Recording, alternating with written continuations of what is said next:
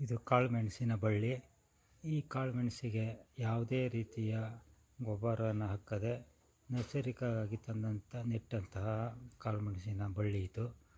ಇದಕ್ಕೆ ಯಾವುದೇ ರೀತಿಯಿಂದ ಕೃಷಿ ಈ ದನ ಕೊಟ್ಟಿಗೆಯ ಗೊಬ್ಬರವನ್ನು ಬಿಟ್ಟರೆ ಕಾಳುಮೆಣಸಿನ ಬಳ್ಳಿ ಹಾಕಿಲ್ಲ.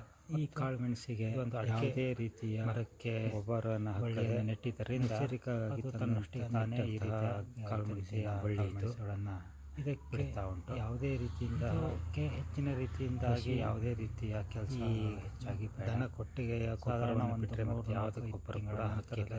ಮತ್ತು ಇದು ಒಂದು ಅಡಿಕೆ ಕಾಯ ಮರಕ್ಕೆ ಹತ್ತರಿಂದ ಬಳ್ಳಿಯನ್ನು ನೆಟ್ಟಿದ್ದರಿಂದ ಹೋಯಿತು. ಅದು ತಾನೇ ಈ ರೀತಿಯ ಹೀಗೆ ಅಡಿಕೆ ಗಿಡಗಳ ಜೊತೆಗೆ ಬಿಡ್ತಾ ಉಂಟು.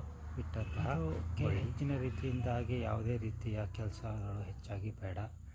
ಸಾಧಾರಣ ಒಂದು 3-4 ತಿಂಗಳ ನಂತರದಲ್ಲಿ ಇದು ಹಣ್ಣು ಕಾಯಲು ಕೆಂಪು ರೀತಿಯಿಂದ ಹತ್ತರಿಂದ ಆಗ ಅದನ್ನು ಕೊಯ್ದು ಅದಕ್ಕನ್ನು ಪ್ರೊಸೆಸಿಂಗನ್ನು ಮಾಡ್ಬೋದು.